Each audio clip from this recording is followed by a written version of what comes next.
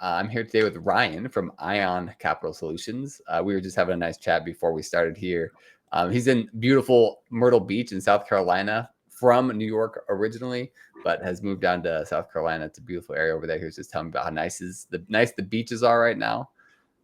But Ryan, I'm excited to talk with you, and I would love to hear if you could just give us some introduction and kind of your background and what brought you to where you are with Ion right now. Yeah, absolutely. Thanks for having me, Jordan. I appreciate it. And hey, everybody watching. I am in the alternative lending space. I have been here for quite some time, almost 11 years now. I own a business loan brokerage, a loan broker training program.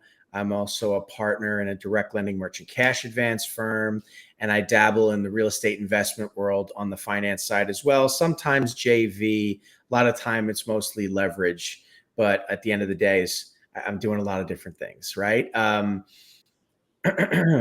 started out actually in television advertising, and it just changed. The industry changed towards really more of an inventory-based platform and less of, in-person sales and that kind of thing as we evolve in this digital world we're now living in. And so I shifted into a new marketplace, and that was lending. Didn't really know much about it. Invested more time into learning about it. I was interested, but I didn't want to be a low-level guy. So I took the low-level job to get into the ground floor and learn it from the ground up. But I worked hard and quickly worked my way up the ranks, not just from a guy in a cubicle pounding the phone, pushing, alternative funding products, but then moving towards team leader, even whip on the floor, managing the calling center, really understanding the dialogue on the calls, the documents we were collecting for various products based on what the applicant's qualifying for, understanding that process and the close there, which is getting the docs in, right, whatever else. And then learning more about the back office side of things. I became a qualifier and eventually an underwriter in the back, or I should say, a processor, and then an underwriter in the back office to really understand what was on these financials that we were collecting, how are we determining eligibility and affordability and positioning offers. At that point, I was much better suited for actual sales, selling the offers. Because if you don't understand both sides, you're not going to be able to sell it. A lot of people that dabble in this industry without experience just don't understand that aspect of it. So they're kind of like, here's my offer, you want it? And that's about it. They don't really understand it. And so, a business owner wants you to understand their positioning, understand the deal, understand the pain, the wants, the needs, the expectation. And, at the end of the day, they're buying you. They're not buying the product, right? And so in any event, I did that. I bounced around. I learned everything there was to learn, even got management roles and positions and managed a syndication network where the money came from. I learned about the marketing and the leads and feeding the calling centers. And that was it. I quit. I was done. I wanted to build my own shop. And in trying to do that, I realized really quick, geez, I'm not a trust fund kid. I don't have all this money to buy a brick and mortar space and hire people and start my own thing. I can't do that. What am I going to do? I know I'm going to build my own business online. Let's take a look at that. And I started coming across so many coaching programs online that were teaching that kind of thing. And I came across all these different coaching programs.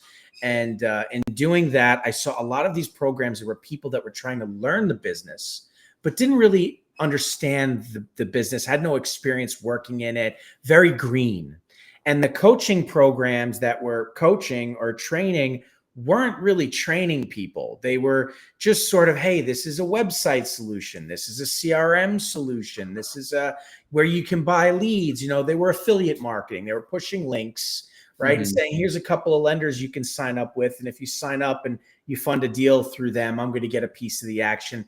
There was no learning really going on. It was really just more of, taking advantage of traffic, which, hey, marketers, you guys are very smart people. You do an excellent job of herding traffic and monetizing, and that's excellent. I have no problem with that, but that's what it was.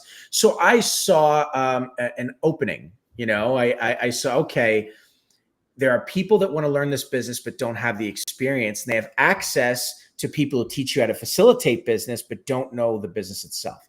I know what I'm going to do.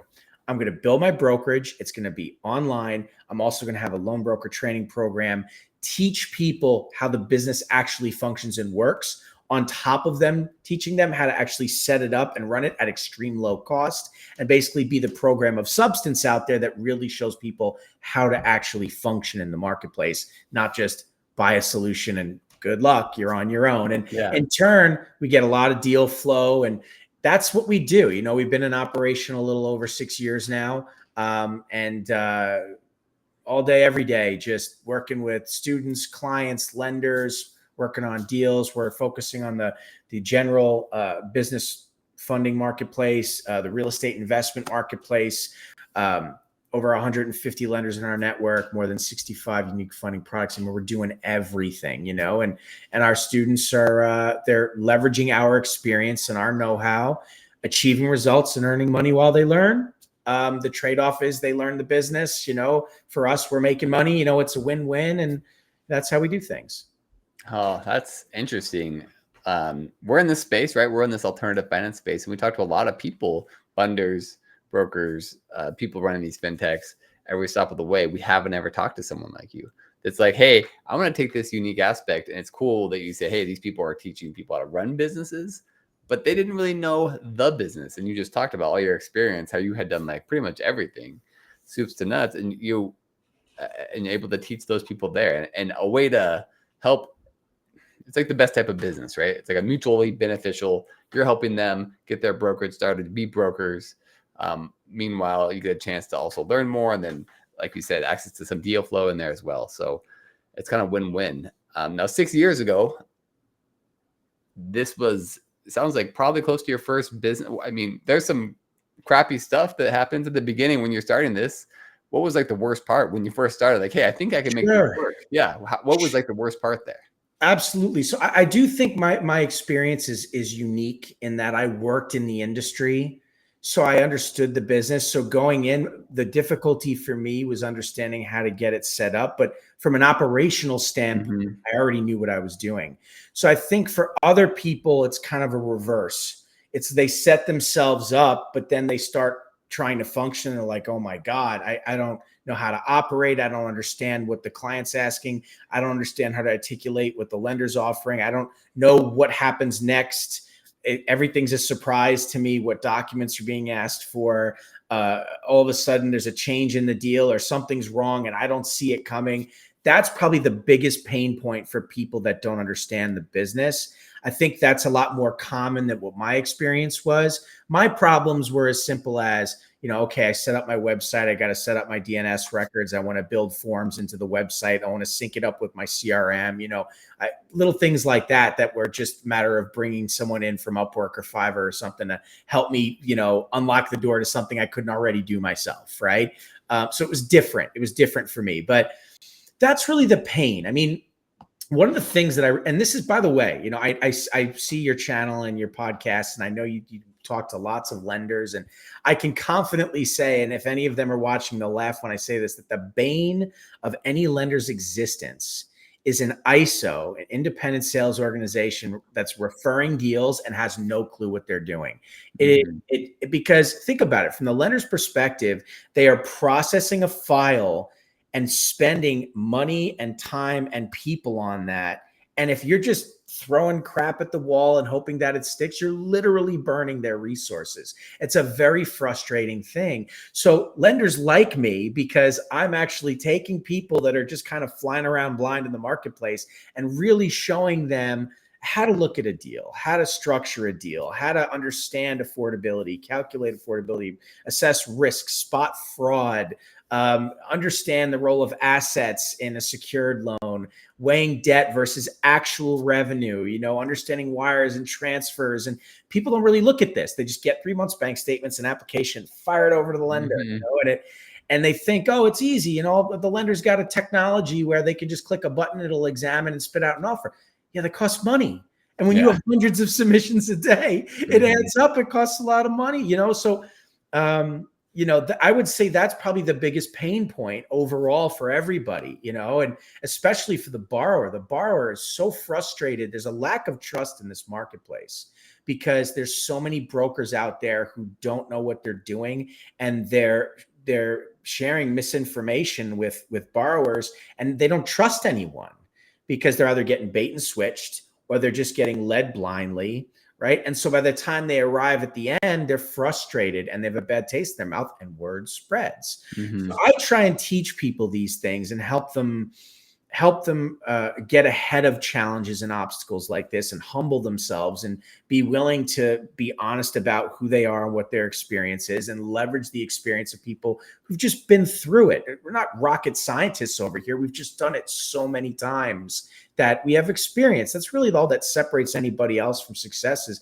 repetition, consistency. That's what success is. And so our students are able to leverage that with us, get us on the phone, get us looking at the file, get us working with the lender. And it's a better experience for the client, better experience for the lender, better experience, obviously, for the student. Everybody makes money or borrows money. Everybody's happy, and you can't always make everybody happy. Not every time, not every deal is a win, but at least this way we're operating within the bounds of reality, and people understand a clear pathway. No one's walking away confused, so I'd say that's really the biggest pain point, and really what we try and service and focus on.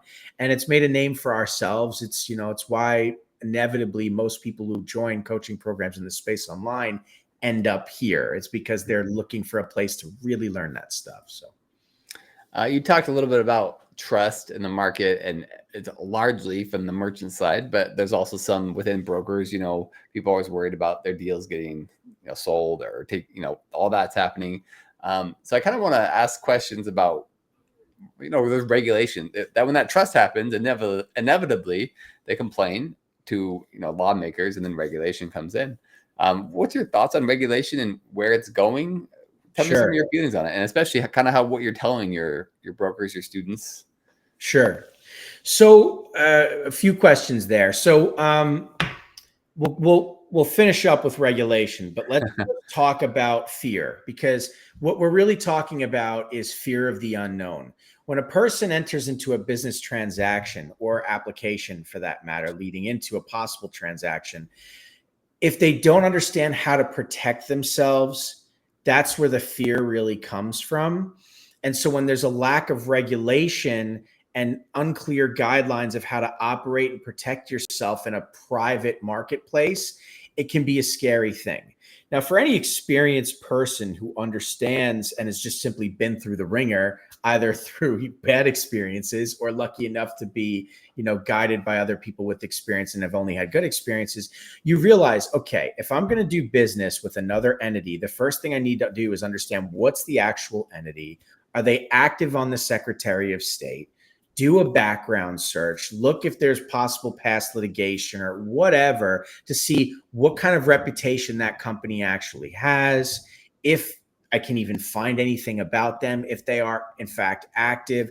And then in the case of a dispute, understanding how to simply petition a court in the state that they're located at in order for them to appear in front of a judge. And that's how you do business. I think a lot of people that are new to business as business owners, or people that are new to brokering business loans, right, and are unsure of how to handle an objection like that, there's just this gray area, and there's fear, and then there's back and forth, and sometimes it gets nasty, and other times relationships just end. And so a lot of the time when you're dealing with a client, what you're really doing is you're contending with their worry, their fear.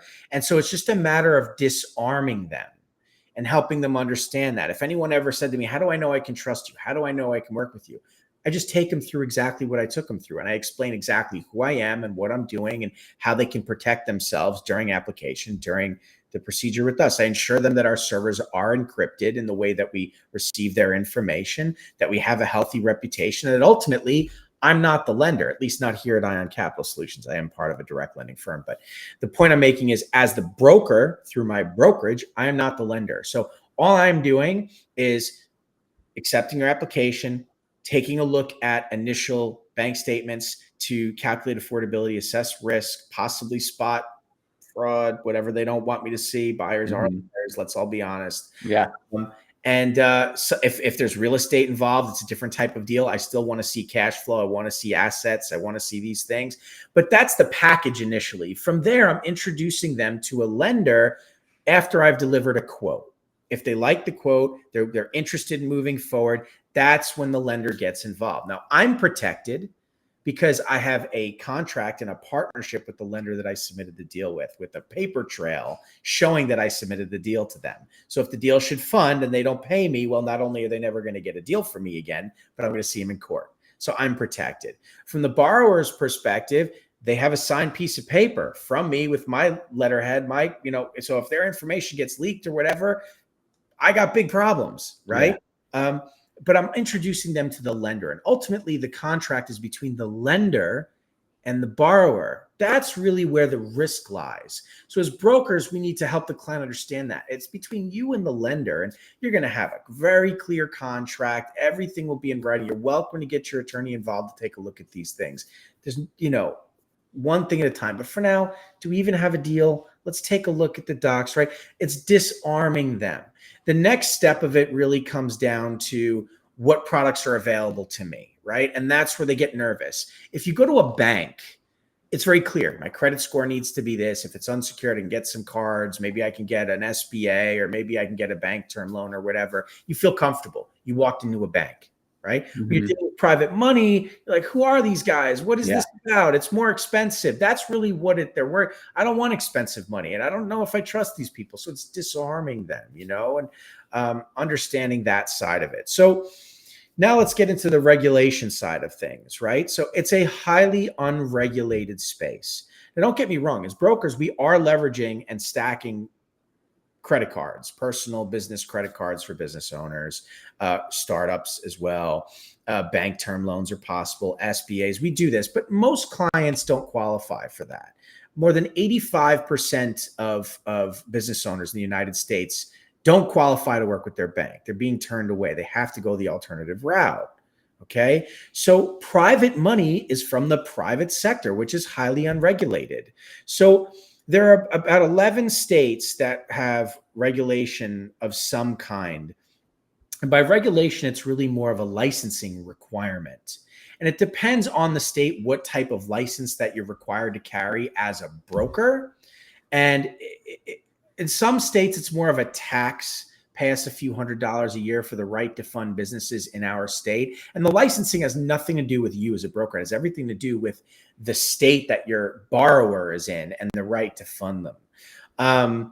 And so I encourage anybody who's interested in this to take a look at the regulations around each state to understand what's possible. But the short of it is, you really don't need to worry about licensing. It's not being enforced on a state or federal level. It's being enforced by lenders. Lenders will let you know if a license is required for the deal. If a license is required for the deal and you don't have a license, they'll limit the number of points that you have and push you down to a referral partner. You'll simply be able to leverage their license. You may have to bring another broker to the table with a license to give them a piece of the action. So you have a license on file to stay within regulation, depending on the deal. But most products, most of the time, you don't need a license. When you get into real estate and stuff, that's where it can be a little bit more prevalent, but it depends. It depends, but it is not something for the average broker to worry about. It is not something that's going to stop you from funding and making money. It is a highly unregulated space, not because there's something for everyone to fear, but just because that's the nature of private money in the private sector, which is important, I think, to the United States of America, that we have our private sector, not just our public sector, that people have the right to live in this capitalist society and achieve success. And at the end of the day, people can do what they want with their money and invest what they want to invest in with their money. And listen, one of the things that I think you'll hear a lot from borrowers that take high interest money is, I was scammed, I was ripped off, I was this, I was that. That never happens. What happens is you have a business owner that dim-wittedly took an option that was too expensive for them, or knew what they were getting into, but now they're upset about it and it couldn't possibly be their fault. It's got to be somebody else's fault, right? And they sing that tune, they sing that song.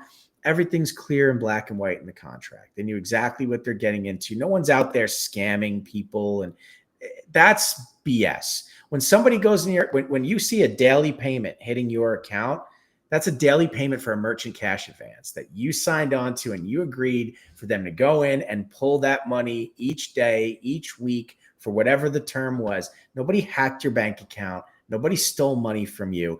So that is a big sob story in the marketplace that is just BS. It's just not true, you know? So anyway, I don't want to, I've been running my mouth a little too long here, but I'm just trying to give you a clear answer. I think the question you asked, there's lots of contributing factors to a lack of trust in the marketplace and the consideration of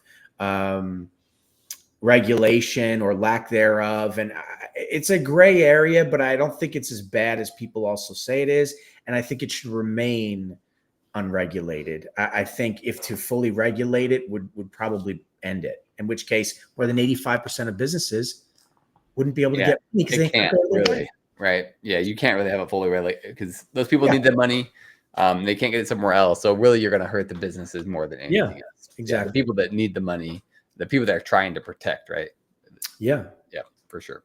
That's a great answer. And finally, technology, it's impacting a lot of how businesses work. We work with a lot of fintechs, and I know a lot of your, a lot of the funders, the lenders you're working with, they probably classify themselves as fintechs. Tell me more about what you think technology, where it's going. How do you think it's impacting the business? Are you optimistic about it, or are you more pessimistic? Love technology. Technology is amazing.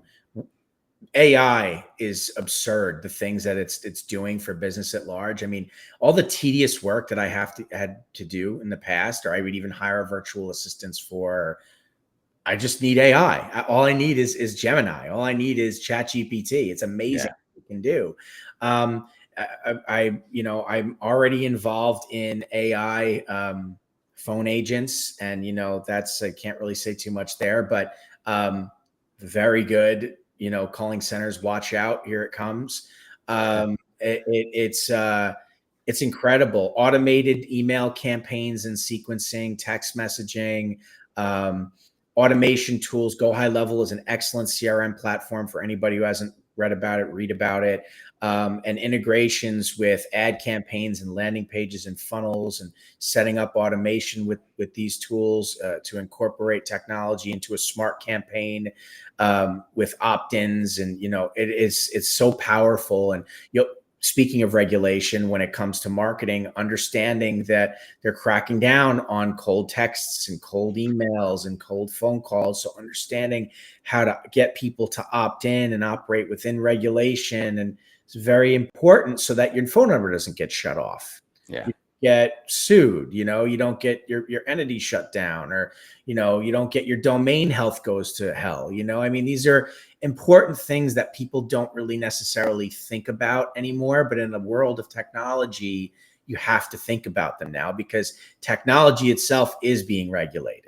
And for a while there, it was kind of fast and loose because the world didn't know how to handle it. But now they're starting to realize we need to crack down on these platforms and, these tools and what you can and can't do. I mean, yeah, wild stuff. But I really enjoy it. I have a decent skill set, and I know much smarter people than me that are very good at it that I leverage when I need their help. So that's great.